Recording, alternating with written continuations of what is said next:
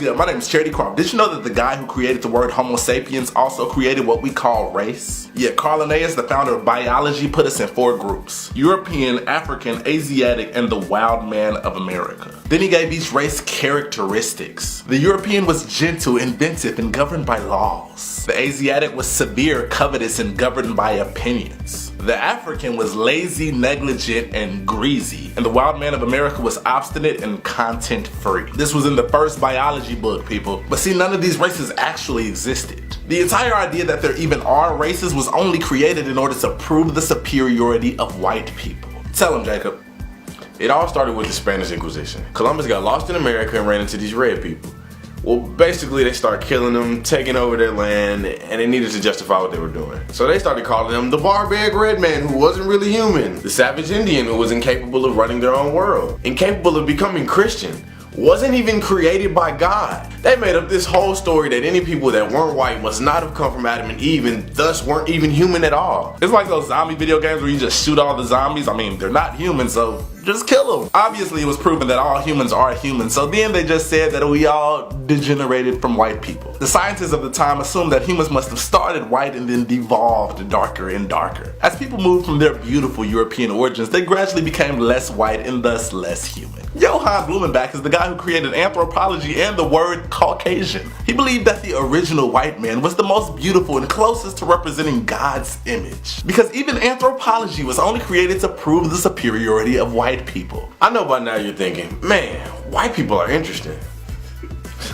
But so-called black people of today mirror this same exact type of thinking. The Nation of Islam teaches that black people are the true humans created by God, and that a mad scientist named Yaqub grafted the evil white devil from black people. But where did this idea that evilness can be inherited through genes even come from? Probably from the same people who created race. Paracelsus lectured that all non-white people came from the same being that created nymphs and griffins and were essentially beings without souls. That may sound like crazy talk, but a lot of us black people believe a similar type of logic today. Dr. Layla Africa and Carol Barnes are huge leaders in the so-called woke movement that's happening today. They believe that melanin, in addition to making our skin dark, is the reason that black people are not aggressive savages. According to them, how civilized the human is directly correlates with the amount of melanin they have. And without just the right amount of melanin, you don't have access to the spiritual realms and you are soulless. Isn't it interesting that this is the exact same thing that whites said about blacks when race was first invented? So you know David Hume and Immanuel Kant, they were the fathers of the Enlightenment. They created the idea of morality. They argued that never was a civilized nation of any other complexion but white. During this time of social Darwinism, people thought that whites ruled because of survival of the fittest, and thus treating all other races like crap was the moral thing to do. They claimed colored people created no arts and sciences and have never developed beyond barbarism. And today we say the same about whites. We say they stole everything from Egyptians and other cultures, and essentially they have no culture. White people can't dance. Black people have soul. Asians do math. Mexicans work hard. All of these stereotypes we assign to race when race itself is imaginary. No, Charity. We can see race. Whites and blacks can be told apart just as easily as chihuahuas and pit bulls. What next? Are you gonna tell us that dog breeds don't exist? Yes, I am. This social construct that we know as dog breeds is just a result of people mating dogs that had a certain look with other dogs that looked similar. They did it over and over until they created this very incestual thing that we call breeds. What we now know as mutts are actually normal dogs. And what we call purebreds is just a Frankenstein creation of people mating dogs with their brothers and sisters until they looked like it was a breed. Dog breeds didn't even exist before about 100 years ago, and dog breeding became popular at the exact same time that human breeding became popular. It was called eugenics, the plan to create a superior Aryan race, blonde hair, blue eyes. The creator of psychology, William James, came up with the idea of human instinct and believed that drunkenness, insanity, prostitution, and criminal behavior were all the inherited traits of people without pure blood. Psychology was created to prove the superiority of white people. They believed intelligence was an inherited trait. Lewis Terman, the guy who invented the IQ test, wanted to prove that Anglo-Saxon Nordic Europeans were the only intelligent people. The test included questions such as, Christy Mathewson is famous as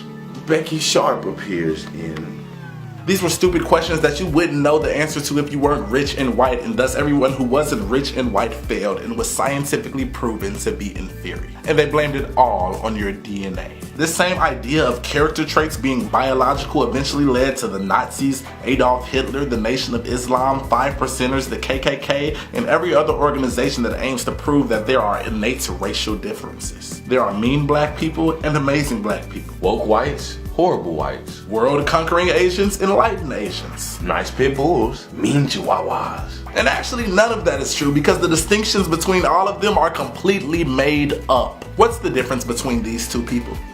I know, one is white and one is black.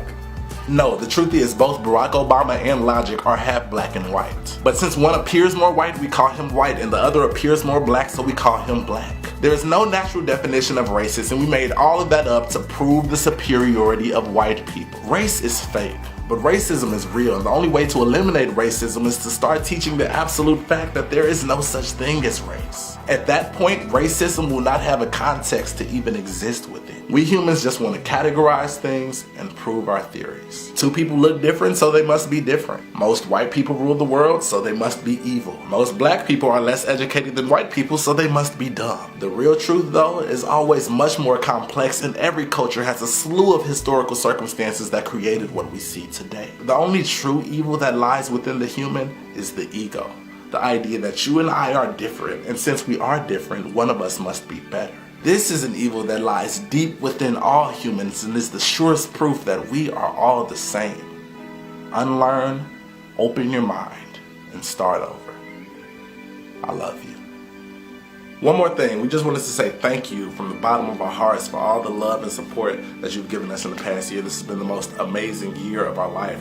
We still have our GoFundMe link because we still need the monetary resources. We've reached over 100 million people with our message to bring love to this world, and we're trying to get it to 1 billion. So if any way you want to support, GoFundMe.com/Archduke. I thank you so much. I appreciate you so greatly. Thank you, thank you, thank you. I love you.